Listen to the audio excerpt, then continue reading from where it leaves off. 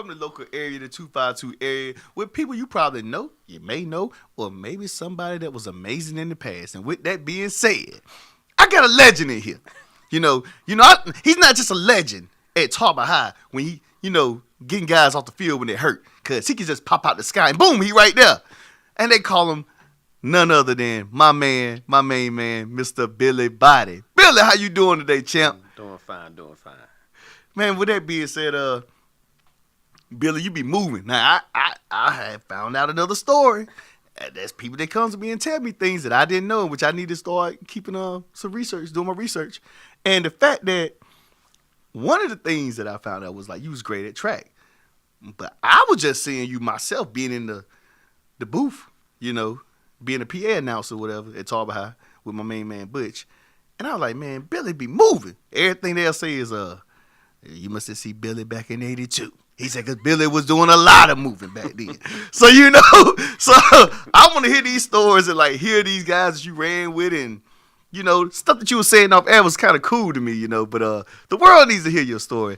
And before we go there, by the way, people, Billy's been around the football program for a long time. With that being said, me and my team kind of met these past few weeks, and it's one piece we're missing, man. So we're going to decide, unfortunately, to put the documentary out in 2024. So that means if you ain't got your chance to get in, you got plenty of time now. And not only that, one of the reasons why we want to do 2024, because we have to get all this footage from now to the state championship, because we all know that Tarboro, Raw Thoughts, lost the last state championship. And one thing I know about Crowder, because this is my show, I ain't working with news station today, is his preparation is probably on another level right about now. And why not get this in the documentary to see what it is to possibly play the team that beat him last season? And I know things have picked up at Tarboro High. So that being said, 2024 June is when it'll be available, because I have to get that particular footage, and I feel like that's important to this documentary and other stuff. So Billy, man, like tell us when did you know you were fast? Let's just be real. Raw thoughts. When did you know you were fast? I kind of knew I was fast when I was about 10. When I played flag football in East Tarboro. Oh yeah. Yeah, we named my team then with the Dallas Cowboys, and I scored all the touchdowns. You a Cowboys fan? Yep. God almighty. See, Billy, you didn't tell me this before I got you on there now. I don't want to bring all these Cowboy fans up here, man. Oh, Lord Jesus. You ain't one of the ones that talk a lot of junk when the Cowboys lose, do they? No. I'm the same when they win, I'm the same when they lose. Okay. Yeah. So who was throwing you? Was playing wide receiver, running back, back then in flag football? What were you doing? I was a running back. And you were moving like that, Billy? Yeah. And you knew? I always knew I was fast. Because I always raced against my friend. I always won. So I already knew then I had some speed, and other people noticed it. I like how you said that. Mm. I used to race against my friends, and I always won. That's how you said it. You said it like you ain't never lost a race, Billy. I lost when I got up in age. I lost a little bit because you met more competition, but never lost like that. I was not one of losing on a regular basis. Well, we know a legend that ran, because you ran track before we get to your story. Track. We knew a legend before you, Carter Ray. Did you ever try to race him one time? Nah, I never tried to race Carter Ray. I always just watched him practice, and I saw how fast it was. How much weight. so you didn't want none of that smoke? None of that smoke yet. So man, so like now you get to high school and things like that. You played a little football. You told me so. Like, give us like your short stint in football. I actually was a running back at Tarboro High School. Back in the 80s, 80, 81, and I wasn't no starter because Kevin Brown was there, so he was the man. Okay, we know that. Yeah, he was the man. So I got to play. I was on the kickoff team, kickoff return team, whatnot, things like that. But we were 3A at that time. We have a lot of great players on the team during that time. What was it like playing with Kevin Bryant, playing football with Kevin Bryant at the time? Was he quiet? Was he humble? Was it a lot of competitive practices? Like, what was it? Well, he wasn't. He taught what he taught. He backed it up.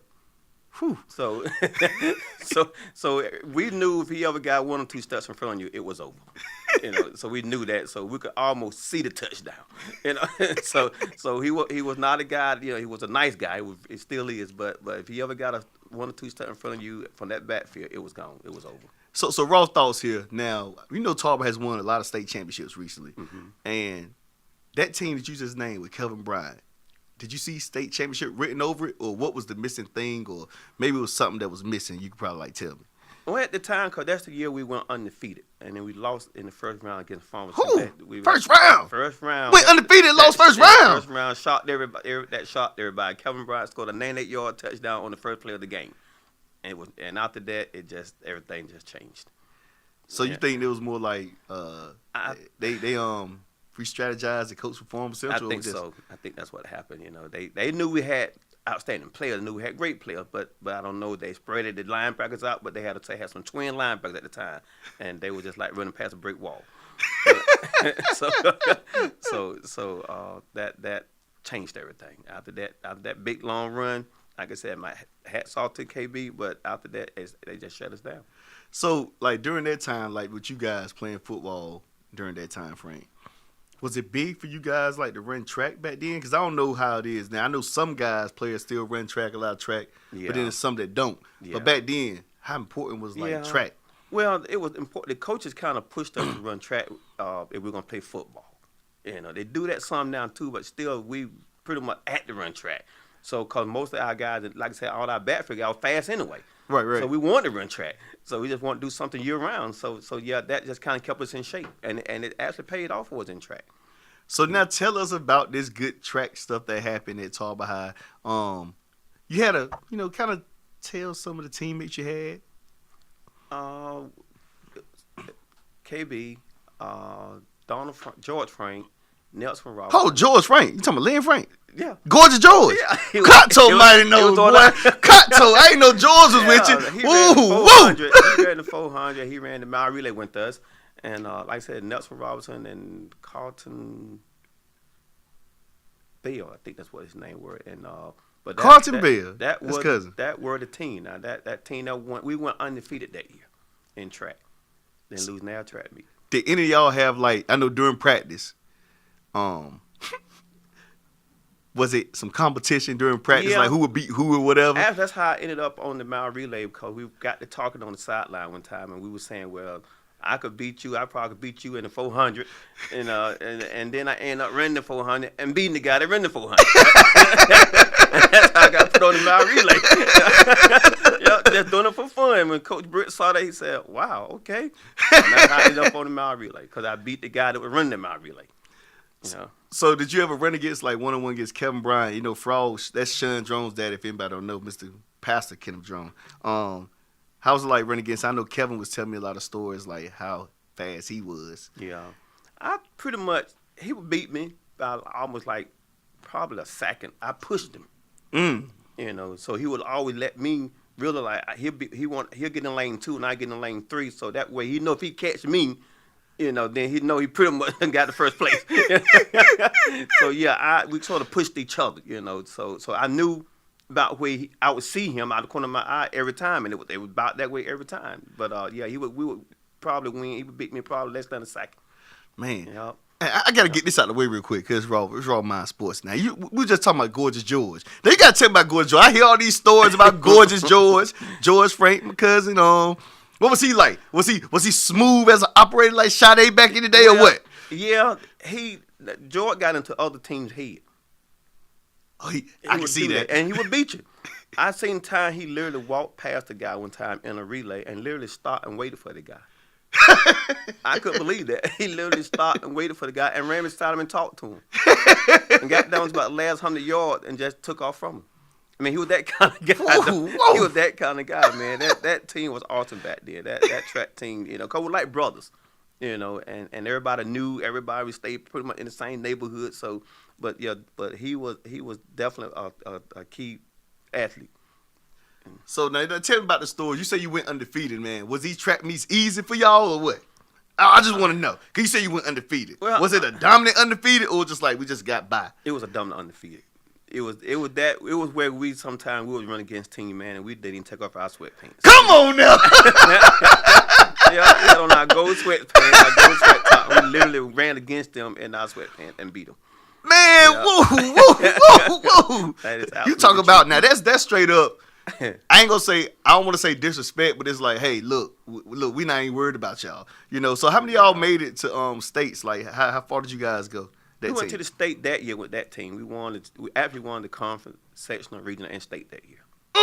Yeah, so it was a complete undefeated season. We saw that season. We saw that once we got past New Bern, we pretty much knew then that was kind of it. So, what did you guys like? Did you guys have like opportunities, like scholarships, things like that? Yeah, I got one for Shaw University. And matter of fact, speaking of that, we also ran against, I don't know if people remember or not, that it was a team called the Durham Shriners. It was the Junior Olympics, sponsored by Durham. And myself and Calvin Bryan, Donald Frank, all them boys ran in with that team as well.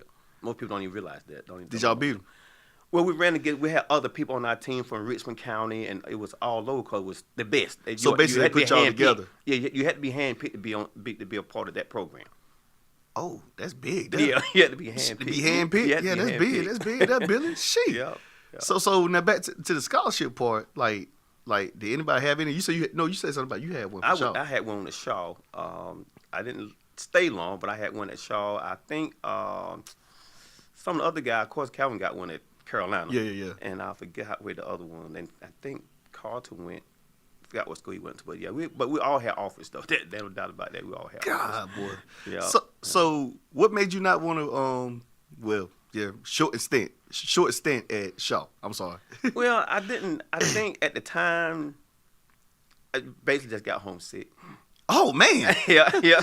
I look Shaw back now. ain't it? Yeah, right down the road. Shoot. But it was more like an overnight thing. It was like, we need you now. So I couldn't really prepare mentally for it, like, okay, I got to leave tomorrow and go to college. So, and I didn't have time to really get myself together. Like mentally prepare for that. Right, mentally prepare for that. And it's a different lifestyle. When you're in college, you're on your own. Right. Yeah, ain't nobody there to do this for you, do that for you. You got to do it yourself. So it was just a fast lane that I just wasn't ready for at that time.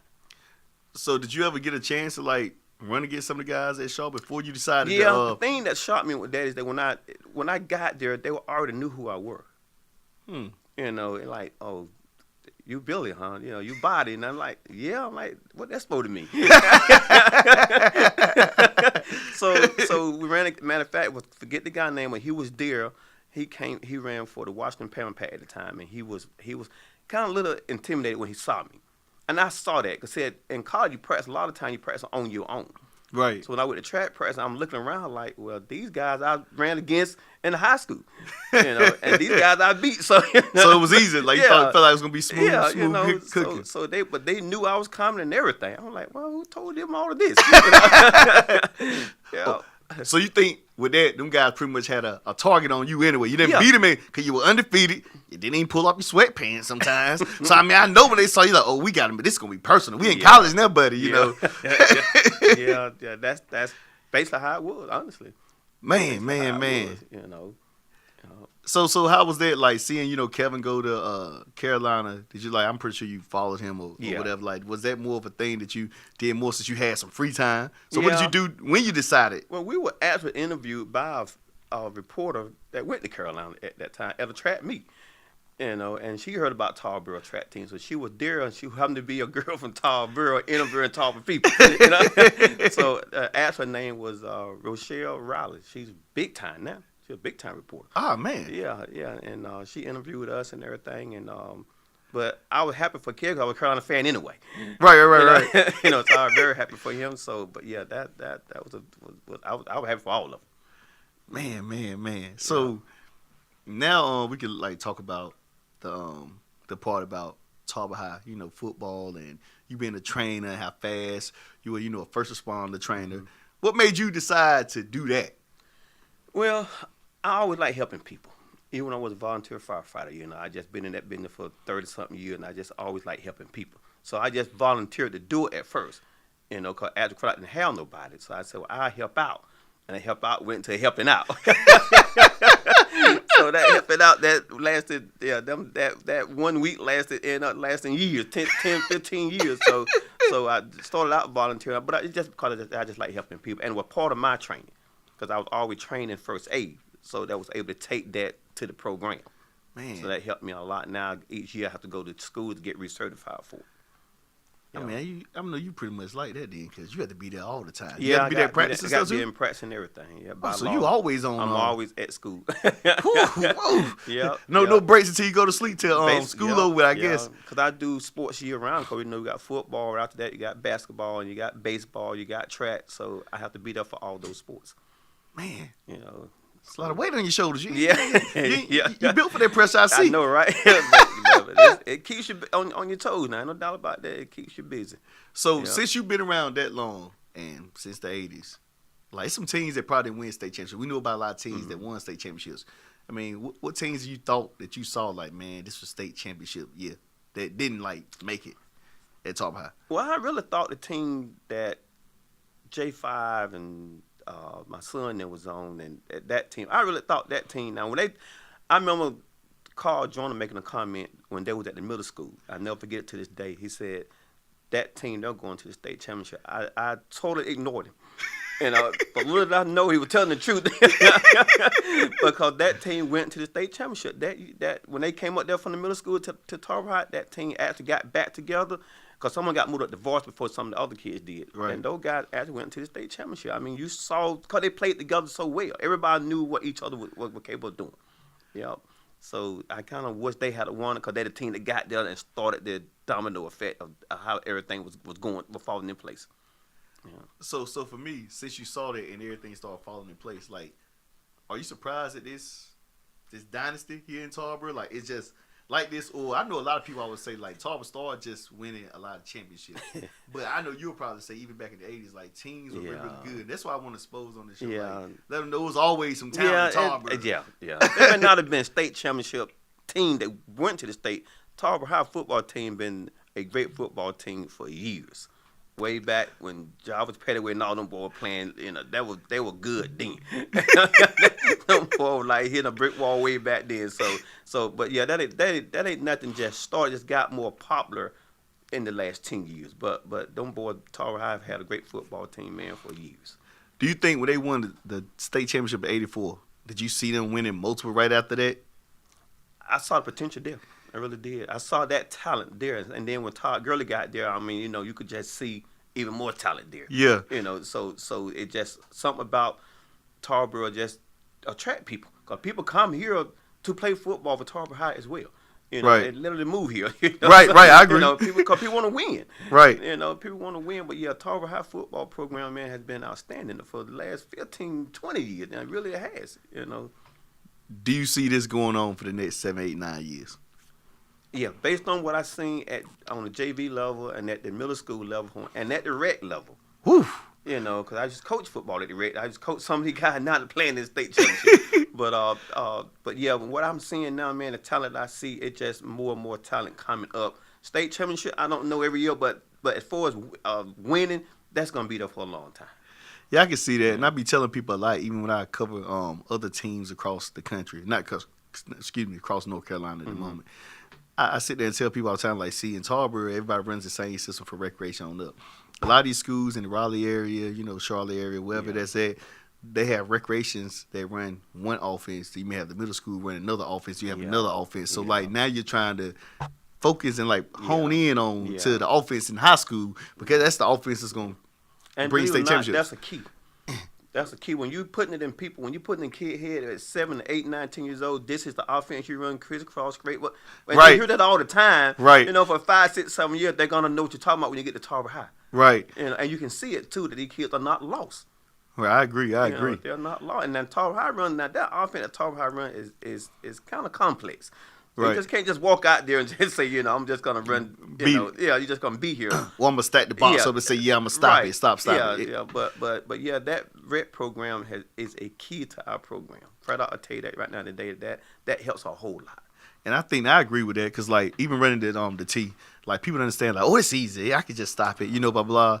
But they understand like the T, you may stop it first quarter, second quarter, may get a few stops if you can. Yeah. But the fourth quarter coming and they're still running like they are the first quarter. Yeah. And that's what really the fatigue weighs in. And you don't want to have to deal with that offense in the fourth quarter. Exactly. And they still running at you like that. Yeah, I mean, it looks simple. Yeah, you may know it's going to be somebody running the ball here. It's the thing about being able to be in shape to be. Who got the ball. Right. That part, definitely. Yeah.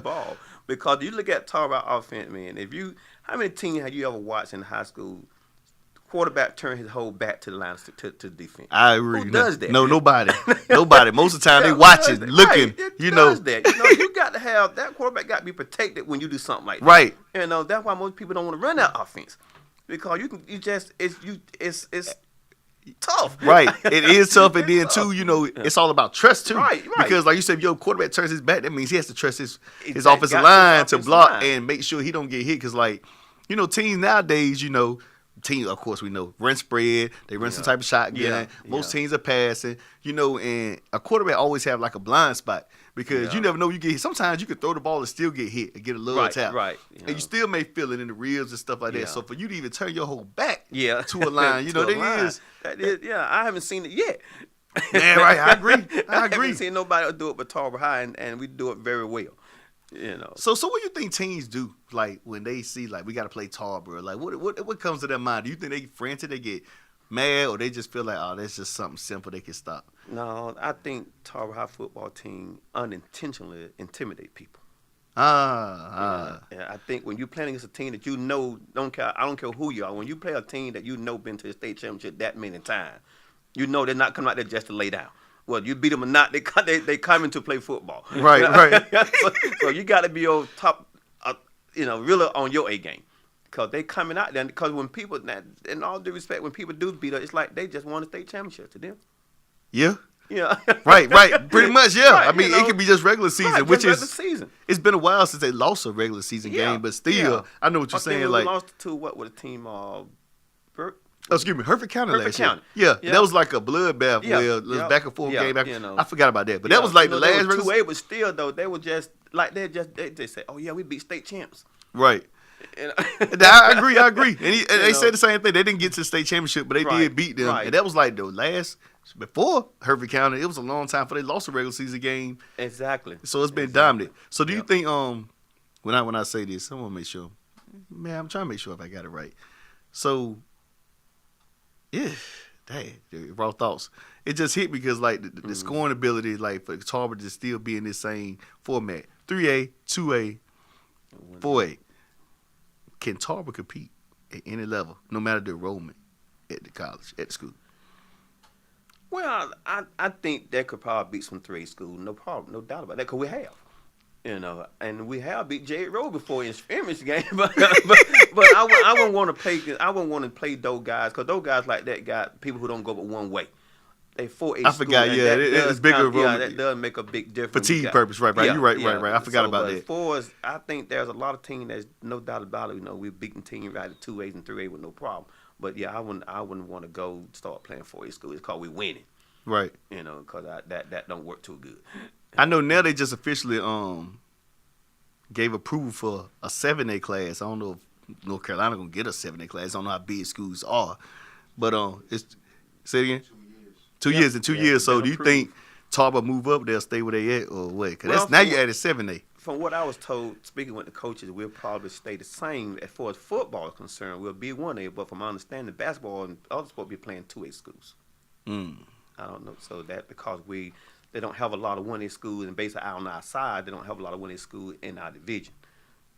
But I forgot you the source. You got because you on everything: football, basketball, baseball, track. Shoot, they need you around. I mean, you know all the source. Okay, inside scoop. So it'll be changing from back. It'll be changing, that way. I think Edenton may be end up back up in our conference. How was the track team now at Tarboro? I ain't really watched them anything like that. They're doing well. They're winning in some events, but I don't know about as a team whole. But the girls doing real good though. Yeah, the girl doing real good with track. So Coach Dozier kind of been working with them now for quite some time. I forgot. Coach, he's still coaching them. He's still coaching, but yeah, they're doing pretty good. I knew he was the man, but then by the way, I gotta get him up here raw thoughts. But I mean that's all I got right about now, Mr. Boddie. Is anything you want to say that you ain't said? Track wise, sport wise, whatever wise. Well, I just want people to understand that I know a lot of times people do say, and a lot of people are going to disagree with me on this, but I'm there. And people kind of come down hard on Craddock and say he's not trying to help the boys get into college. That's not true.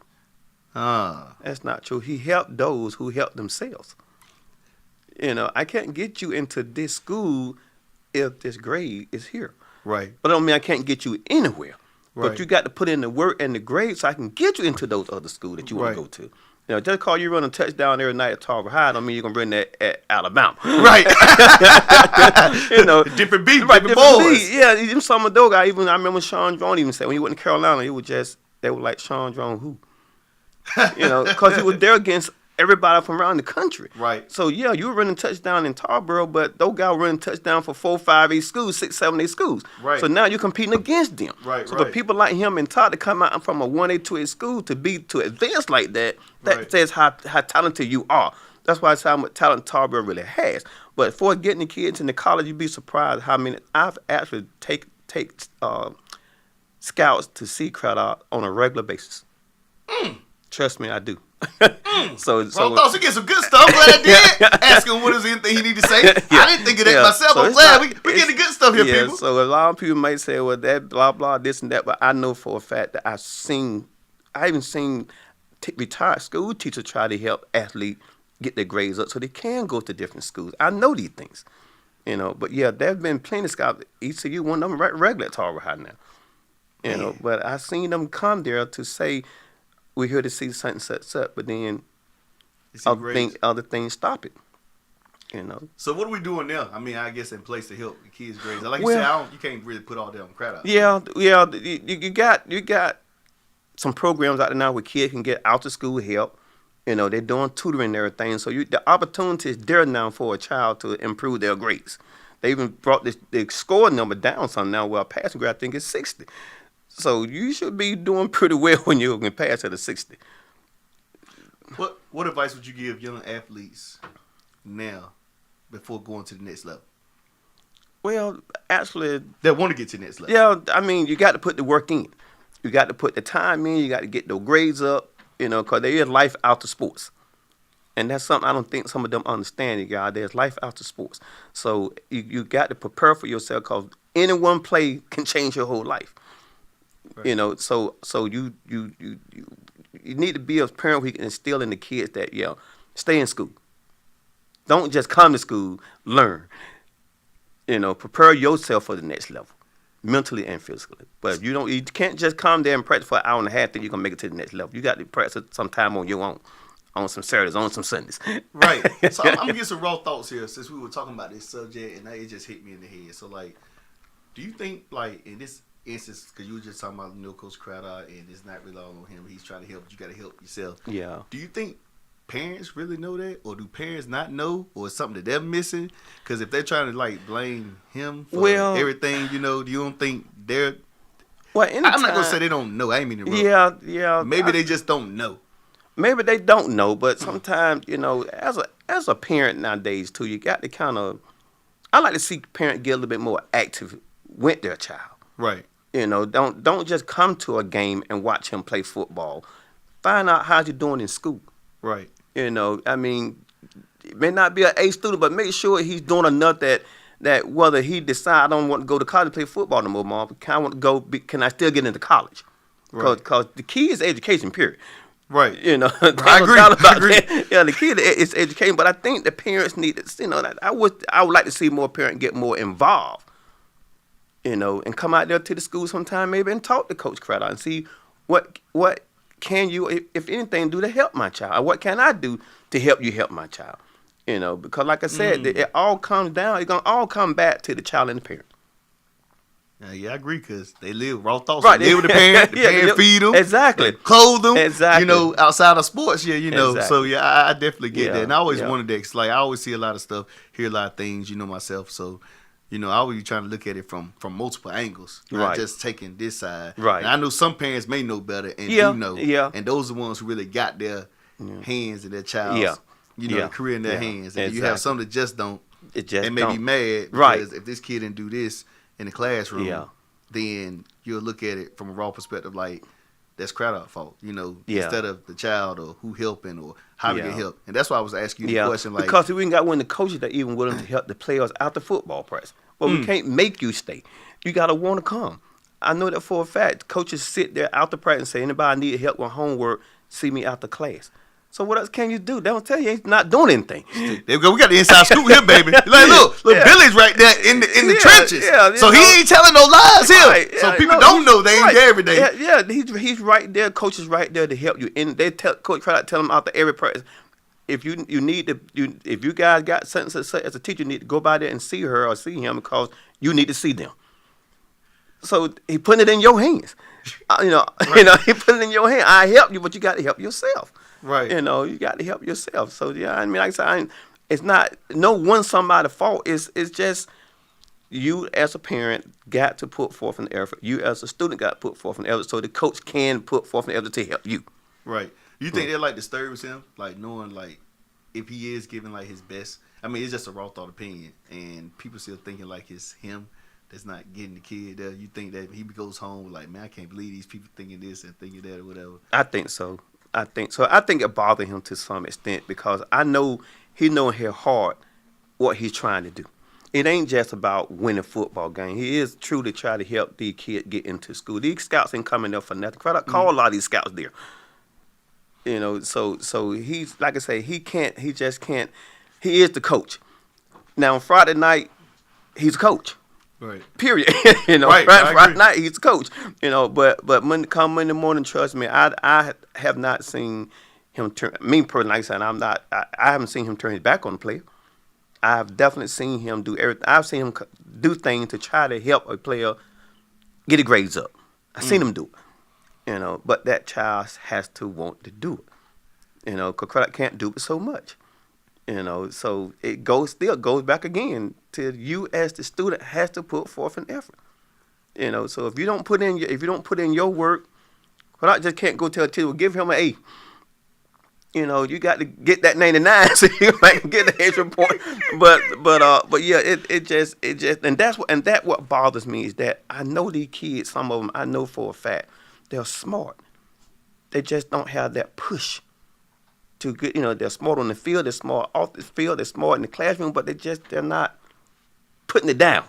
Right. So I don't know what that problem coming from, but there are a lot. If it's a home thing or so who knows? Yeah, I don't. Yeah, but because I will say this much. I mean, just being around kids like I do every single day, it's kids do come to work with things on their mind. Mm. What I mean? They come to school with pressure, and sometimes that can affect your grades. That's why you have to go and ask for that outside help or help after school because you can focus at that time in the classroom because everybody got ups and downs, Absolutely. Yeah, I agree. Everybody got ups and downs. So if but the kids nowadays, a lot of them don't know how to ask for help. Right. You got to read them and see that if you shutting down a little bit or you don't all of a sudden you talk all the time in class now, so you just got quiet, your grades coming down. The teachers have to kind of realize, need to pull Johnny to the side and kind of see what's going on a little bit. Right. I can see that because back in the day we were asked, but now you're right. This generation. Right now, generation. Yeah, when the bell ring, you're gone. Yep. So with that being said, even though let's say a child don't get a scholarship in football, and even though they have their grades up, track is available. Since you ran track, do kids at the school or kids take track seriously nowadays, or like what? That could be like a way of getting the scholarship. Because I don't hear many people like talk about track. Yeah, track kids go out there. Track to some kids more like just go out there just to have fun. It's not like when we was out there running track. You were running for the next level, but now you're running to win, but you're more or less having fun. Gotcha. So it's kind of like that type of track now. So. But they're doing good. It's just the fact that they're out there now to have fun, where we're out there to win. They're out there to have fun, and we win, we win. And that makes sense. That it's hard for you to like really put that focus into the scholarship and track. Exactly. It's just out there to have fun. But yeah, we was out there for the next level, period, and to have fun and to win. Like I said, winning that wasn't very difficult for us. Oh man. And you're right, Billy. After you was just having that conversation about everything that you were just saying. And by the way, I forgot to say this, and I apologize. Shout out to Central Collection by Monica Ritz. Handmade products, bath products, facial products, baby products, care packages, birthday packages, lover packages. She has it all. Use the promo code Rawmind. You get a 15% discount. But you must use the promo code Rawmind. Now, cause like the thing about you, like you get to see everything from every world, cause you drive the bus. Is it something different from the bus? Like, is it a different world driving that bus than to coaching and dealing with just athletes? Well, that helps sometimes, as a bus driver. Sometimes, it just you see the same kids. Sometimes you're gonna see on the football field, so you watches them. And you get to talk to them a little bit on the bus. And I've had matter of fact, I was at the grocery store last night and had a parent actually thank me for what I've done for her child when I was his bus driver. Say she's seen the change in him. So bus drivers do more than just drive the bus all the time. Sometimes you have the kid bring their problem to you. And if anything you can do to help them, you do it. Even ain't nothing but just giving them a piece of advice that helped that child. Man, that's big. Yeah, this was just last night in the grocery store. Got somebody know, just like that. Just like that. So look, have you ever you been around for years on the bus? So I know you're fast on the track. I seen you be fast on the field to get the injuries. Are you fast enough to catch somebody before they get ready to raw thoughts, get ready to get in the fight on the bus? Have you been fast enough to stop it? Not all the time, because it happens so quick. To tell you the truth, it happens sometimes. It's playing. So when they walk past me and they get down the aisleway, then things happen then. So you ain't get two pieces of that and trying to stop. No. I don't have many fights on the bus. It just sometimes you have arguments. But sadly to say though, we have the fights have shifted from the boys to the girls.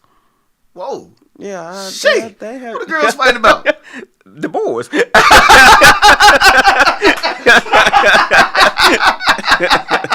Oh boy! Well, all right, I got you. We have seen a major shift in fighting now that it's gone from the boys to the girls. So I know that's a whole different, delicate subject, how to break up and all that stuff. Those fights, so I'm glad that's done. But Billy, that's all I got, man. Outside of that, outside of mentoring, being a great servant of the community, is there anything you do in your spare time? What you like to do outside of all that good stuff? Spend time with my wife and kids sometimes, much time as I can. But other than that, watch TV. Think about the next day. Get ready for the next day. What's your favorite show? What you watch? Believe it or not, I really like a lot of geographic channels. Huh? Yeah. Give me one. And a lot of history channels. I learn a lot by watching the history channels. That people don't realize that you can learn a lot when you watch National Geographic and history. You learn a lot about animals. You learn a lot about, who invented stuff. So you'll be surprised. Man, that's interesting. What's your favorite animal, man? The one you like to watch? Most times you like the lions. Oh, the king. They say the king. king. He's like the tiger. Yeah, I'm a tiger guy, but I do get it. My mom was telling me yesterday we was riding back from my son's trap meet. And she was telling me how she was watching the Geographic Channel, by the way. And she was talking about she didn't got interested in that stuff. Mm-hmm. Like, she was talking about, she don't know she could live in Florida. She said, because in Florida, it's normal for crocodiles and alligators just to walk the neighborhood. Yeah, I said, oh, no. Yeah, crocodiles, alligator, pythons, they're known for that. I mean, because they're Everglades, so they're swamp. That's why Florida is a beautiful state out here, but I don't think I'm trying to get there. All because of all those animals, So when you go look at YouTube and stuff and see all that stuff in people's swimming pool and stuff like that, that's a scary thought. Yeah. Oh man, it's a scary thought. One raw thought question, quick, before we wrap it up. Who you got in the NBA championship? Well, I hope the Lakers take it, but I don't know. I hope the Lakers take it, but I don't know who's gonna take it. It looked to me like right now it's anybody. I can say the same thing. I don't know who it would be. Yeah, that'll be a tough one. Well, with that being said, man, Billy Boddie, we appreciate you being on Rawmind Sports today. I appreciate your time here in the studio because you're a busy guy, and you got a lot of hats you wear. For even to get a little bit of this time, I'm truly, truly grateful to have you in this studio to give me your raw thoughts on everything going on, from track to sports to football at Tarboro, all the good stuff. So that being said, man, I appreciate Billy being here on the show, and you already know what it is. Raw Thoughts, Raw Mind is out.